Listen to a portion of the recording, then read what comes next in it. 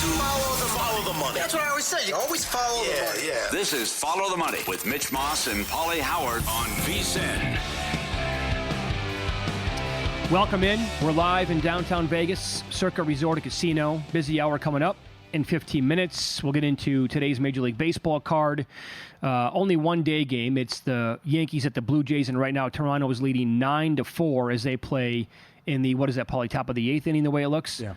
Springer with a grand slam to put him up on top there by 5 runs. Bottom of the hour, Derek Stevens in studio, owner and CEO of this great property. I want to point this out today with NBA free agency because the biggest news is with the Milwaukee Bucks, right? Because they announced that they're going to waive Damian Lillard and they're going to also stretch his contract, which means he's owed $112 million over the next 2 years.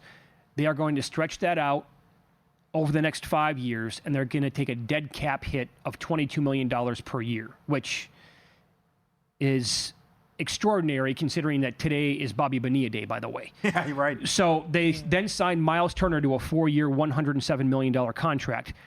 Immediately when this news broke, Chris Haynes tweeted out, breaking news, Milwaukee Bucks star Giannis Antetokounmpo is not pleased with the team's decision to waive Damian Lillard. League sources tell him. At the same exact time, someone who covers the NBA for Forbes said that Giannis Antetokounmpo was recruiting Miles Turner to Indiana. To Milwaukee. From Indiana to Milwaukee. Mm-hmm. How can both those things be true? I'm calling absolute BS, probably on this report, that he's unhappy because if Giannis is going to recruit Miles Turner to Milwaukee, does he not know that the team is probably going to have to move away from Damian Lillard? To me, there's no way both these statements can be true. Impossible. Well, yeah. And what do you want him to do? I mean, that's my comeback to freak. The guy's not going to play this year.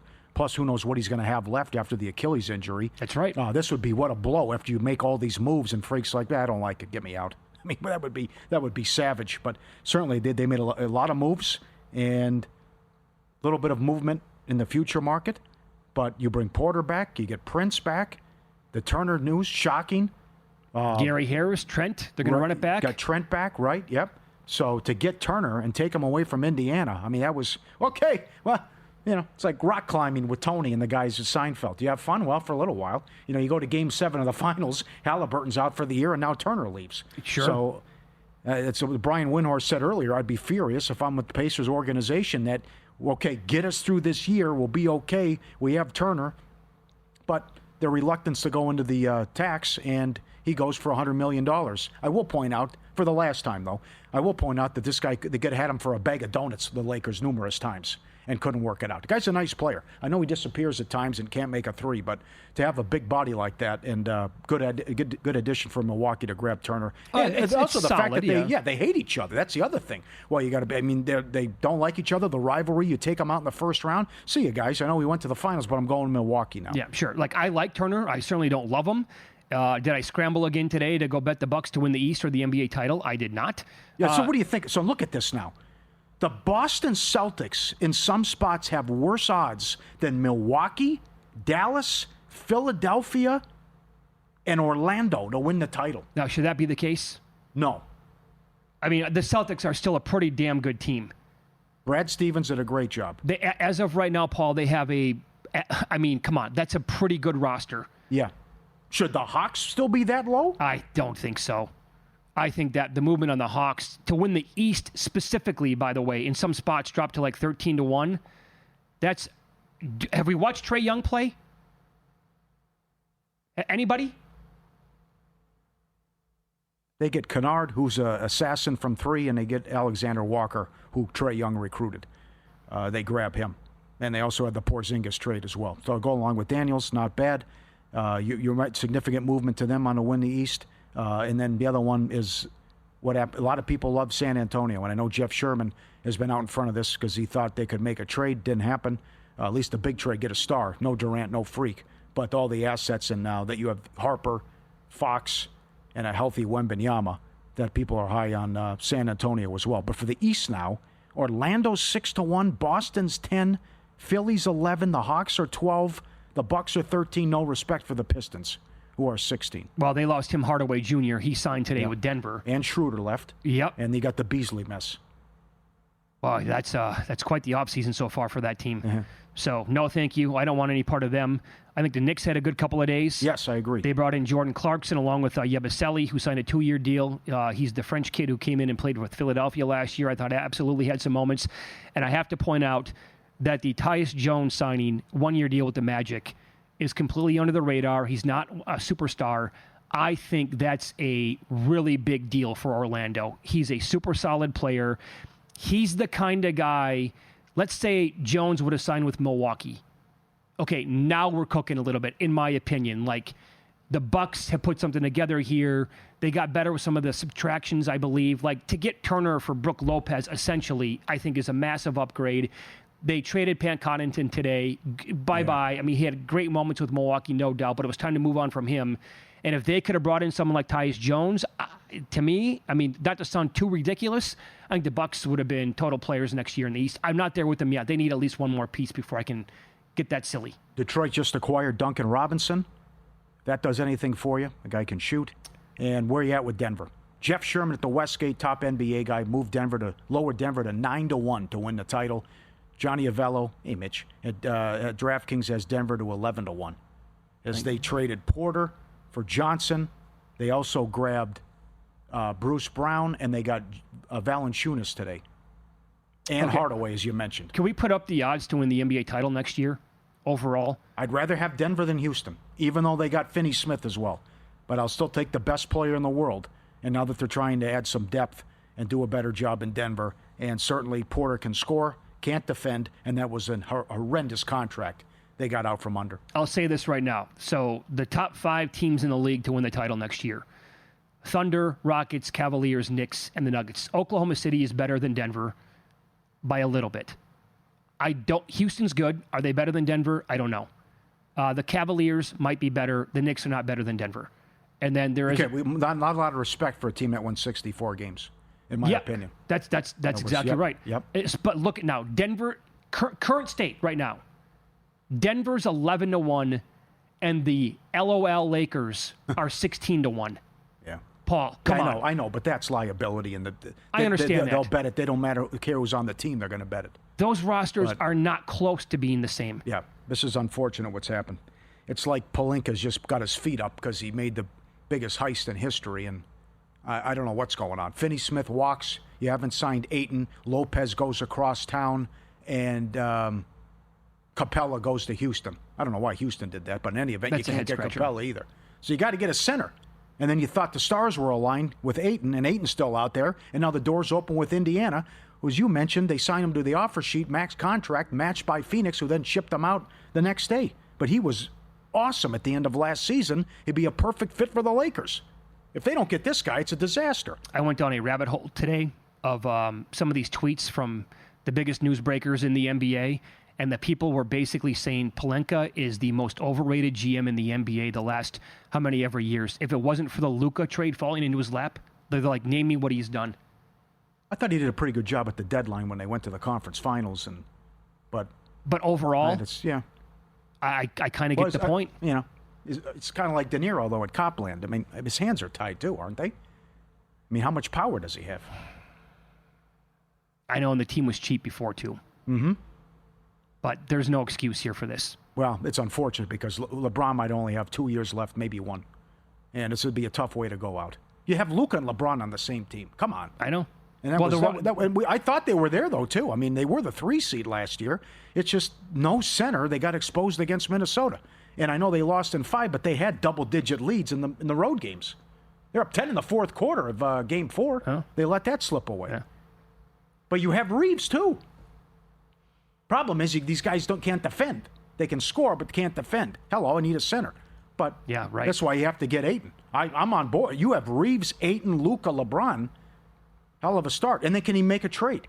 Can he use the Hachimura contract in peace along with Gabe Vincent and a pick and acquire somebody? But that's Lopez gone, Capella gone. You can get Ayton because Portland gave you the favor of buying him out. And then can you get another piece and do something there maybe with Hachimura? We'll see. But it doesn't look good. I'll bring up one more team here. Should the Lakers be 16-1? I get it. They're going to take bets no matter what the Lakers put together next year, so they want to avoid liability. And a team like the Dallas Mavericks are 30-1? Well, I don't like much of what... Who's got the better roster? There's too many chuckers on that team. Paul, Dallas is clearly better than the Lakers right now. Russell can't defend. Thompson can't defend. He gets hurt. AD's going to get hurt. We'll see if Flag's a superstar. You got Gafford and Lively down low. Kyrie's out.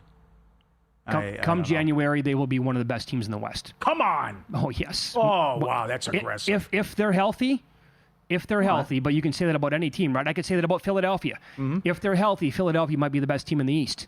But that's a gigantic if. Same thing here with the Mavericks. Huge if. If they're healthy, there's a lot to like about the Dallas Mavericks. I mean... Where you at with the Spurs? Good.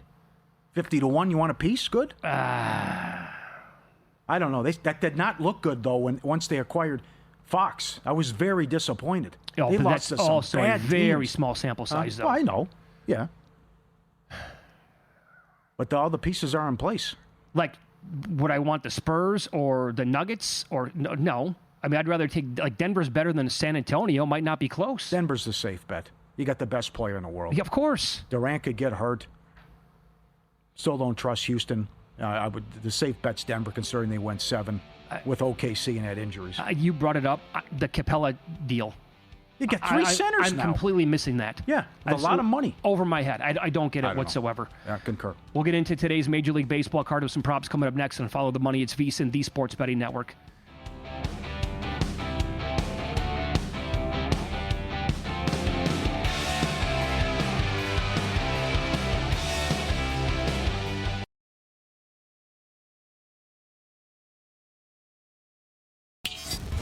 This is Follow the Money on VSiN.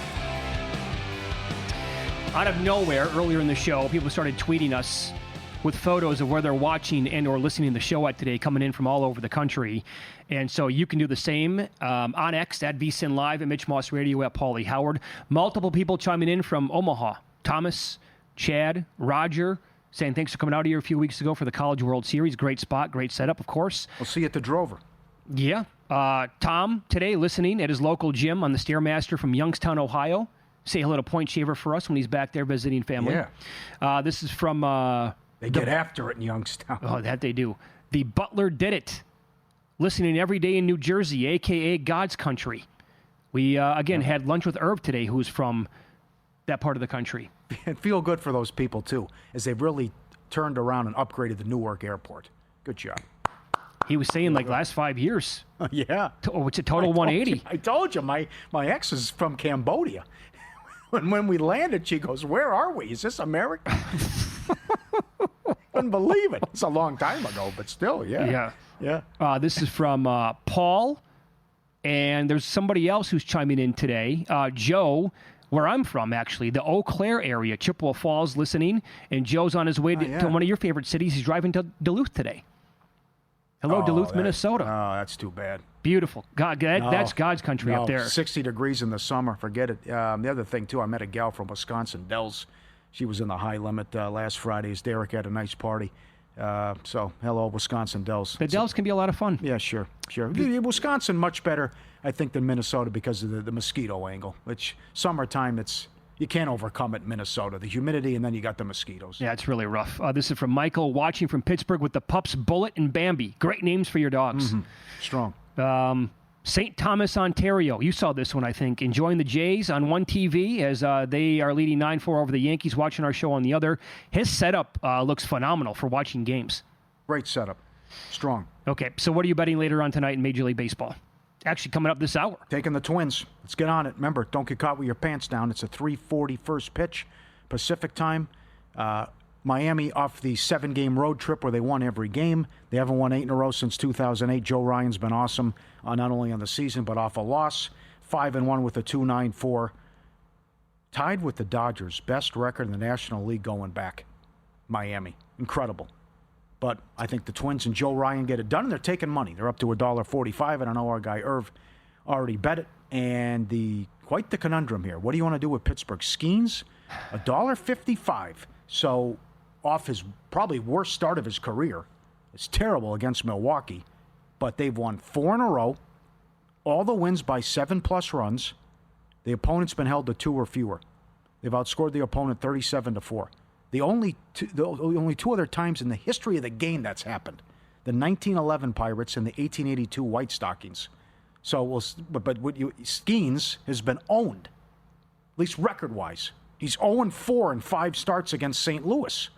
They have his number. Yeah, not his fault, though. Can't hit for him, right? 2.76 ERA. The FIP is even better at 1.88, 10 Ks per 9, a 0.86 whip as well. Would you want to go Cardinals first 5 team total under?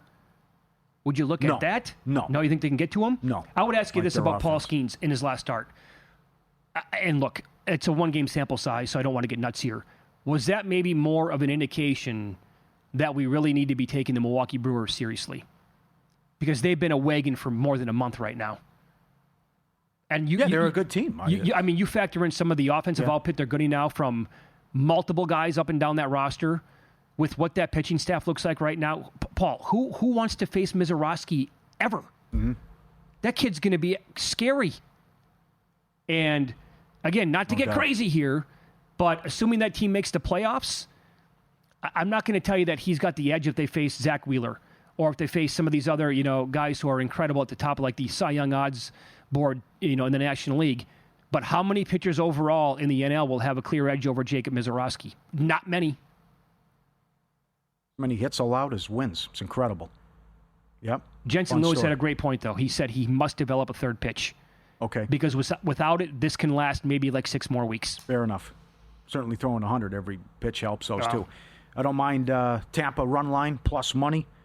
Baz last 7 starts, 5-0 with a 3 ERA. I think they bounce back against the A's. Lau props are good. Caminero as well. Hit a bomb 3 in a row and 16-game streak for Lau as well. You could play his props. I forgot to mention Pham props as well with the Pirates hitting 440. 12 extra base hits, 7-game RBI streak as well for the Pirates. And Albies is hitting 660 against Anderson in his career. You want to play his props, but what a story. I believe the number 1 team ROI, the Angels, who are right there at 500 now. But Atlanta, $2 home favorite in that one. And why are the Astros only $1.40 in Colorado? Gordon can't be that bad. Houston, the pitching's been sick. They've been awesome. And they're only $1.40 as they start a 3-game set in Colorado. What am I missing here? Well, that is really, really light. Yeah. Plus, Dollander's terrible. He's batting practice. Yeah. Right? That might have to be an auto play. Yes. Yamamoto. If you lose, you lose. Yamamoto and the Dodgers are 350. They were 370 a couple hours ago in some spots at home against the White Sox. Chris Bennett has put up the prop will the Dodgers sweep. It's actually what they worded it, will the White Sox get swept. That's available here at Circa. And I guess I have to come back with the Diamondbacks. It's Gallen at home, but this Giant team cannot hit. I know. They did it again last night. Devers, what is he, 0 for his last 11 with 9 strikeouts? And now they got 1 win against the White Sox, but other than that, playing horrible ball and can't hit since they acquired Devers. You figure it out. Well, Suarez, by the way, against Birdsong in his career, it's a very small sample size, but he's batting .400 with 2 home runs, Paul. .400 batting average with 2 dingers, and he has, 25 on the year? You're not going to get a great number on him, obviously. It's going to be slightly more than 2-1. But Birdsong was lit up like a firecracker in his last start. Yeah. It's just, what am I going to get offensively? It's just, this is a joke what's going on with these guys. They're 45-40 now. Yeah, last 3 games, Devers 0-11 with 9 Ks, as I mentioned. Mm-hmm. I don't want any part of this Giant team. And Anderson, much better on the road than at home. And the Angels only 1 game under 500. Your guy, Adele, 11 bombs in the last 26 games. You want to play some of his props He's as well. been blazing hot. So, and you asked me earlier, too. I'm okay with it, especially at a plus price. I know the issues with the offense and all the unders at home. I'm fine with DeGrom on the run line. He just shut down Baltimore last time out. During this stretch, DeGrom has more strikeouts than base runners allowed. His last 11 starts, he's 8-1 with a 1.58 ERA. I'm fine with it. It's DeGrom against Young. Yeah, I'm wondering, too, other ways to attack it. Would it be DeGrom to record a win here? All right, that's okay. Do you have a number on the outs, by the way, for tonight? Let me look. I did not write that down, but I will tell you that he has recorded at least 18 outs in 5 straight starts and 7 out of his last 8. He has made 16 starts on the year. He has not allowed more than 2 earned runs in any of them since April 11th. That is a very long streak. And to Plus add one- on what... plus 105 to record a win. Okay. So I'm going to give that to you. They should be able to score a couple of runs, I would think, off Young, right? And he's 17 and a half outs at DK. 17 and a half. It's heavily outs, juiced to the over. Yeah. And to add on to your last 11 starts, in 9 home starts on the year, his ERA is 1.83. We've known this the entire season, right? 3 months into it. Like, games in Texas are not producing a lot of runs. The whip at home is 0.93. His Ks per 9 at home, I don't know, you figure this out. 7.2 Ks per 9 at home compared to 11 plus Ks per 9 on the road. So that's the only number that really sticks out in terms of being worse at home compared to when he's on the road. But I think the way that this guy's cruising right now, you got to be able to trust him to shut down this, suddenly kind of lethal Baltimore offense. And I know some people who are betting them at 60, 70 to 1 to have the most wins in the month of July. Baltimore. DraftKings has a couple of cool things up as well. DraftKings offers last team to lose in July, to suffer a loss, however you want to say it. And you also have team to have the most wins in July in each division. That's up available too. I think they're also offering overall wins per month. So you can bet on Team X to have more than 12.5 wins or whatever the numbers that they post. Okay. And Singer has bad numbers career against Boston. There was fireworks last night at Fenway. How about, what was that, Burns? Oh, boy. Roughed up, knocked out in the first inning. And then the Reds got all those runs off Crochet. There was a tailor-made double play that the Reds botched. Oh, okay. And then I think he kind of lost it mentally at that point. Fitz is $1.20 against Singer. Anthony is on a 7 for 15 run. Slash 15 at-bats. And, boy, what Abreu's doing. He hit the home run and inside the park home run. He's been playing home run derby and hitting 364 last 9 starts. If you want to bet some of his props tonight. Let's follow the money here on VSiN, the Sports Betting Network. Derek Stevens on the program coming up next. Owner of Circa Las Vegas. We'll discuss the overall June betting handle. What does the action look like on a daily basis with most of these days only having Major League Baseball and some WNBA to bet on.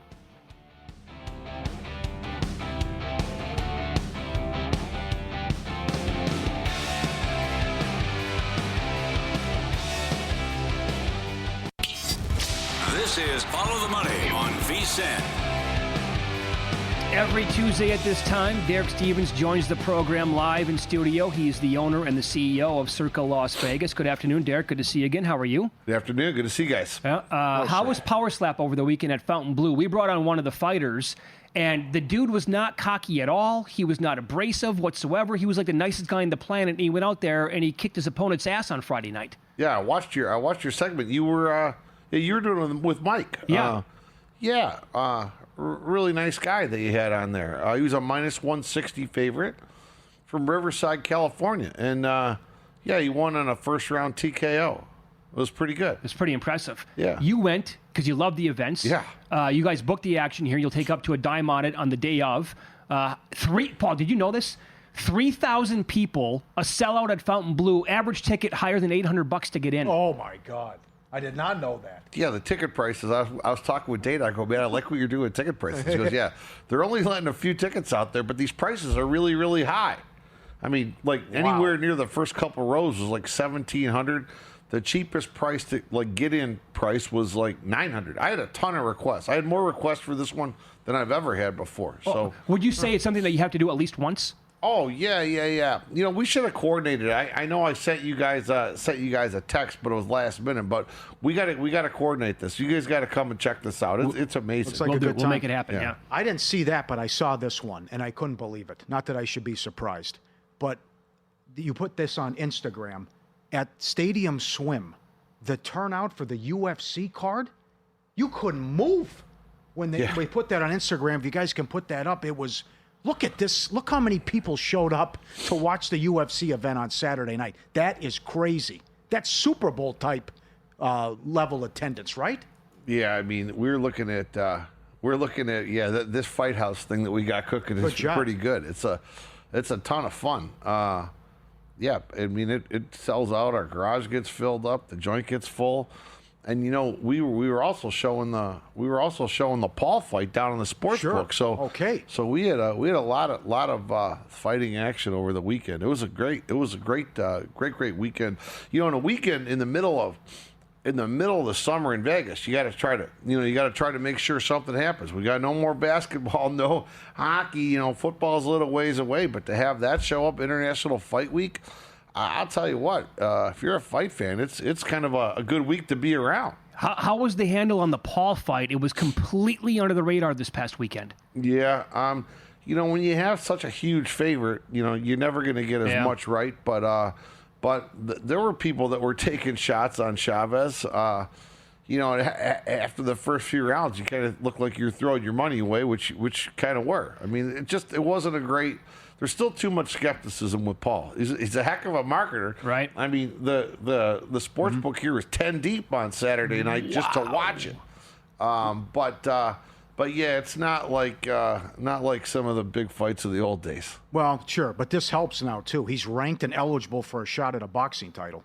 Yeah. So if he's good for business and people, he's great for business. He is great for business. But what a marketer! Yeah, no doubt. Tell us about how June went, the betting handle, and how Circa did. Yeah, we're pretty unique. We had a really good month. I'd say we underheld a little bit in April and May. But boy, oh boy, we came back in June. It was a heck of a month in June. Kind of like, we're starting to see this volatility. You remember last year football season in September? Every sports book in the city was talking about how great a September it was. Oh yeah. Mm-hmm. Yeah, I mean, for us, that's what June was like. It was a combination of some championships being crowned, played out nicely, and now we've had really good baseball handle, so it's been good. Really? So, like the summer months, not really missing that big of a beat? At least in June. I mean, who knows? Today's another story with July, but no, I would say the handle was really good. I mean, I think maybe noteworthy enough that it'll impact. Some people will be discussing it 4 weeks from now when they publish the numbers. Is that right? Wow, very good. Did you guys see decent WNBA handle? That's another story. I don't know. I'm probably not. We have a couple of bettors for it. But, okay. I don't know. It's not usually on my. It doesn't really hit my dashboard too often as far as a decision goes. Mike Palm told me this on the air last week when Pauly was out. He said, basically, in 2 weeks, right, we're going to get the MLB All-Star Game. He said nobody bets the All-Star Game. No. However, we'd be blown away at how many bets you'll take on the home run derby. Oh, yeah. Oh, my God. Monday's going to be unbelievable. Monday home run derby is going to be it blows away All-Star Game betting. But, MLB All-Star Game is a little bit different than in the days of Pete Rose and Johnny Bench and Reggie Jackson. And, you needed to win it for, and it was something where you never saw the other league. Yeah. It's a little bit different, The Major League Baseball All-Star Game is really not like that. Pitchers are all a little worried about it.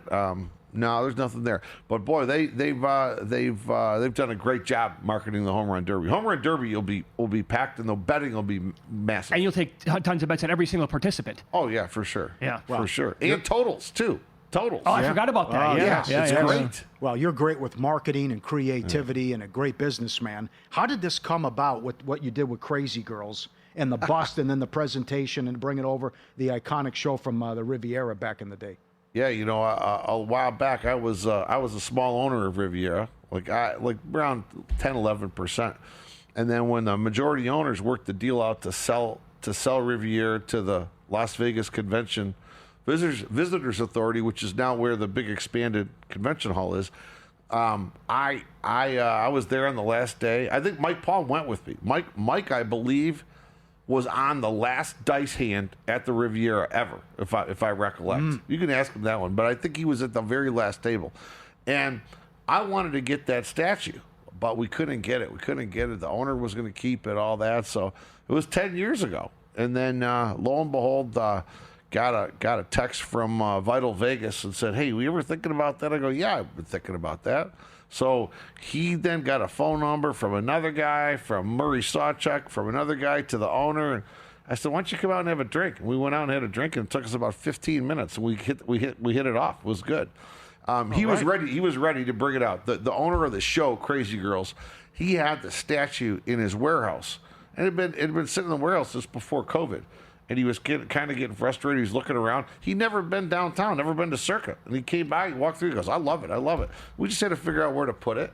Originally, Riviera was outside on Las Vegas Boulevard. That's right. So we looked on Fremont Street. We're like, maybe not. Then we came over here where we put it now, right at the entrance to Legacy Club. Kind of matches up with the theme here, overseeing like a lot of Vegas history and stuff like that. So I like it. It brings people in. Is that your plan where you want to keep it? Yeah, that's where we're going to keep it. Yeah. I mean, on Saturday, it was unbelievable. Like Friday when we were going to Power Slap, we were sitting there watching. There was a lineup. It was like a lineup. It was like a first communion line at church. People are waiting. Yep. The pictures were, it was nonstop. So it's been good. It's been a good attraction. I mean, it's like how many people take a picture by Vegas Vicky? Yeah. Countless, right? Yeah. Okay, so there's a video that is taken off here locally from last night into today.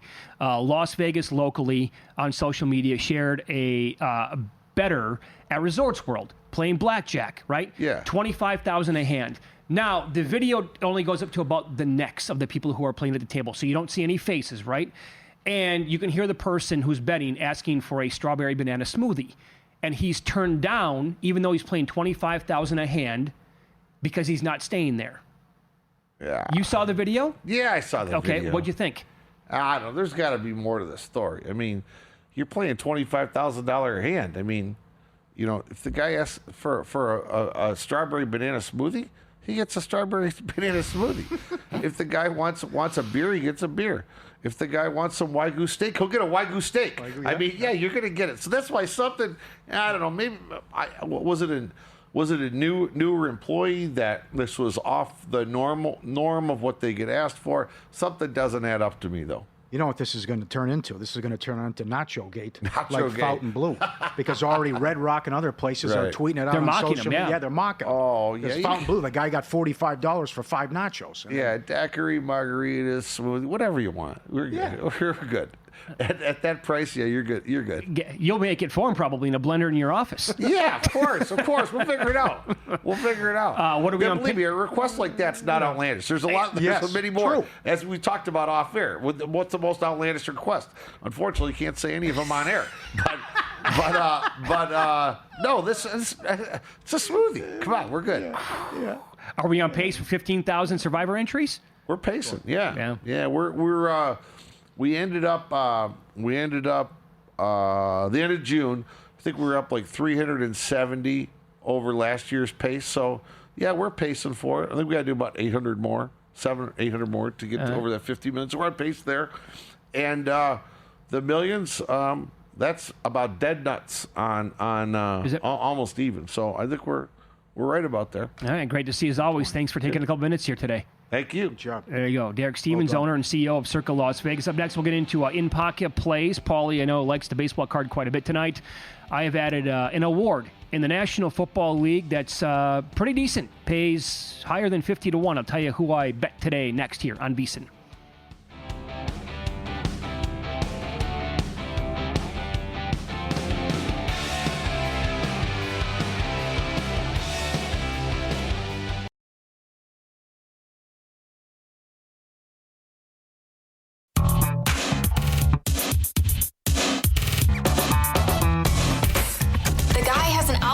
To determine the winner of any given college basketball game. Someone gives you 10,000 to 1 on anything. You take it. Take it. Take it. I bet you $20 I can get you gambling before the end of the day.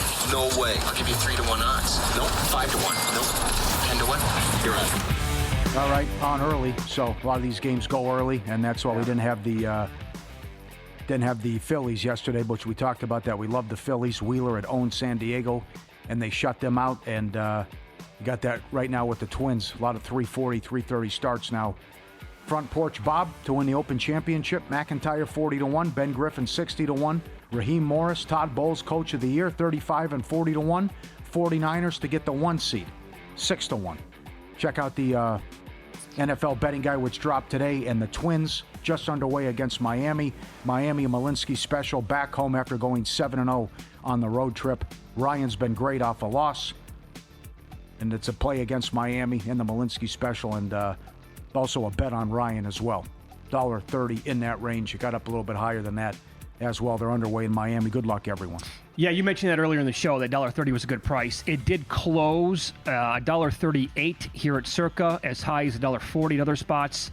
But I'm also seeing around $1.32 offshore and $1.34 at the Superbook. So I didn't move drastically there anyway, Pauly. My rough, June comes to an end mercifully. Thank God. I have given back 30 units since the beginning of May. I'm ready to tap out in the baseball season. It has been ugly, and yesterday was another reason why. I had one winner, Zach Wheeler, over 6.5 Ks. He had 10. That was at plus 120. Contreras, over 1.5 total bases, no good. Devers, how about this? Good pitching matchups, right? Overall for Devers and Contreras last night. Devers, over 1.5 total bases, 0 for 4 strikeouts. Is that bad? You had the golden sombrero? Yeah. I split a unit here on the Mariners' first 5 under 4, and for the game under 7.5. 1-1 bottom of the 5th with an out. Nope, 3-run shot. That's a loser. And then the Royals added 1 in the 8th to make it 8. Another loser there. And Jacob Lopez, he was good early. He had 1 strikeout. No good. Worst 2-month run that I can recall. And hopefully, it means nothing that the calendar is moving to July, but hopefully that's over with now. Boy, oh boy, ugly.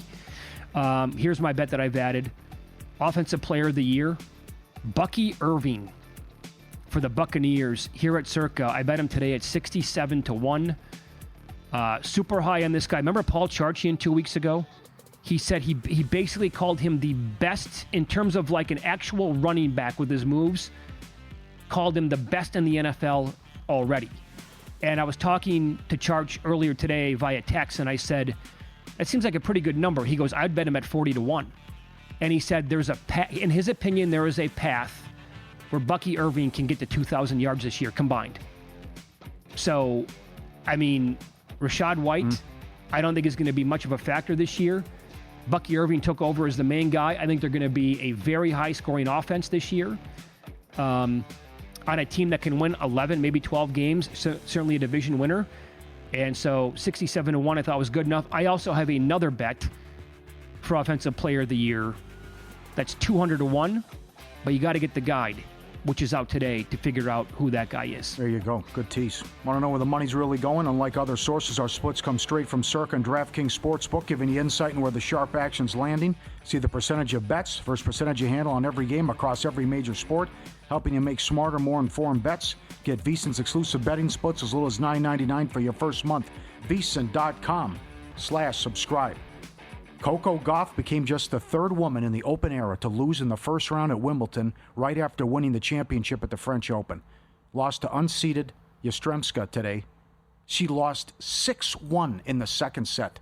7-6, 6-1. She said afterwards she was mentally overwhelmed. Mistake after mistake. They also changed the start in court an hour before the match. I feel like mentally I was a little bit overwhelmed with everything that came afterwards. The 21-year-old said, I didn't feel like I had enough time to celebrate and get back into it. The number 2 and the number 3 seeds lost today. Pagula also got beat, and the opponent there was, I think, 8-7-1. And I think Luke said that was the first time that's ever happened. Yeah. The first round were the second and the third seed? Okay. Yeah. Yeah, so that, I mean, like, the hangover is real then, right? Yeah. Short turnaround. Did not have enough time to get ready for Wimbledon. And she's basically admitting that after the match was done with today. And she was clearly one of the short shots to win it and out. And Nigel Seeley came on yesterday, our buddy, and he basically said the women's draw, and I think this was a common narrative, but, I mean, completely wide open. And, last year, 100-1 shot won it, so he thought maybe the same thing could happen again this year with a big-time flyer. And what a break for Sabalenka. You look around and you got the 2 and the 3 seed out already, and then the gal who took you out in the French Open final, too. So she's down to plus 220. And Sabalenka, you said, has been to 7 finals in... 7 of the last 10. 7 of the last 10. Yeah. That's impressive. All right. No doubt. Got to close, though. Couple of games postponed tonight in Major League Baseball. The Brewers and Mets. That was Peralta versus Holmes. That's been postponed. Tigers and Nationals. Flaherty against Williams. That game has been postponed. And the other one is Padres and Phillies. That was Pivetta versus Sanchez. And you wanted to bet the Phillies today, is what you said. Oh, yeah. Padres cannot hit right now. No, they're in a world of hurt. Does this change anything? Are we going to get the Phenom tomorrow? He's pushed back. Okay. I'm seeing Peralta against Holmes. So now Mizorowski will go. Oh, now he's not listed Thursday. Now what are they doing? He was supposed to go Wednesday, wasn't he? Oh, it's a doubleheader now, right? Oh, they're playing okay, doubleheader. He goes tomorrow. He's going to go tomorrow? Yep, the Phenom goes tomorrow night. Good. Is there a time for that? 4:10 it says. Okay. I was kind of hoping that would start when we're live on the air. I want to watch that dude when we're actually live. He is something else. So we got 6-day games now tomorrow. Okay. Doubleheader with the Mets. Good action. And, yep, Yankees got beat again. They got pounded. Blue Jays a game back. What a story. Yeah. All right. So do the Lakers do anything by the time we're on the air tomorrow? Why isn't it something happened with Ayton? That's why it gives me pause and I'm concerned. Uh-huh. It should have been done. LeBron makes the comments. Portland buys him out. Rich Paul with the press release on behalf of LeBron. Portland buys him out. Stars are aligned. Same agent as Luka. Here we go. Why are we waiting? I know. No Lopez. Lopez goes to L.A. Clippers. Capella goes to Houston. What are you doing? And Finney Smith goes to Houston. And the Rockets get stronger. Not good. That's a great move, by the way, for the Rockets. Yes, it is. The Clint Capella move, again, kind of a head-scratcher. I don't understand that one. That, to me, feels like it was completely unnecessary. But maybe that's a move of they're adding him so other teams can't, I guess. There's also this. How badly did Malik Beasley screw this up? Because, again, he took an 87% pay cut from 3 years ago to the 2023-2024 season, the one that he is under investigation for now for betting irregularities. Today, the Pistons signed Duncan Robinson to a 3-year, $48 million deal. That would have been his. Yeah. After he was used to making, $15, $16 million a year. Boy, the timing, because now it's like still Rozier, that still hasn't gone away and hasn't been cleared. And how far this goes back. And so with the contract on hold, who knows what his status is. At least Rozier was still out there playing games. And then there was like an illness, and I think Miami just said to hell with it, right? Right. But now with the timing, it's who knows when we're going to see the guy. But it's just a bizarre story where now David Purdom broke the news about the loan and the lawsuit and the financial issues that Beasley had. But then all the bets that were supposedly placed against him were losing. I know. I'm going to fade Beasley, but the stuff was going over. I said Rebound when we props, etc. And when we talked to David Purdom, by the way, you can go back and listen to our show every single day and every show here on the network. You can find this one, Follow the Money, wherever you get your podcasts. I basically said, Pauly, rest assured within the next year, we're going to be talking about this again with another player in the NBA who was under suspicion of some, shady business. And Purdom goes, it's not going to take that long. And I mean, we could be talking about this again coming up by Halloween. I don't know. But it will happen. That's going to take place. Maybe it's an NFL player too. I don't know. But I guess the good news is that it's getting caught because it's happening at legal sports books. Otherwise, it's not going to be getting caught, right? Bookies, and you never catch it with bookies and offshore books. What'd you think about his answer? Just you offer so much stuff for even fringe players with the props. Let's just lower the limits then. Yeah, that's fine. I don't have a problem with that either. No, I think that's totally fine. Yeah. That's how you can catch these guys too, though. Hey, let me get a $2,000 same-game parlay on under with all the same player. Yeah. Right? It's like the Porter stuff all over again. Matt Brown and Keith coming up next. VSiN Prime Time. Adam Burke will be on the show. VSiN Managing Editor to break down the NFL betting guide. Cashing out with Greg Peterson, 11 p.m. Eastern. Wake up, VSiN by the book. Dave Ross and Jensen Lewis at 8 a.m. Loaded tomorrow. Looking forward to it. David Baker on the program. Just won his 4th bracelet. World Series of Poker. And also he'll address the controversy that happened. No bracelet awarded in one of the events. He'll explain why. How about you tell everybody what they're allowed to bet on a prop so everybody knows going in? That too.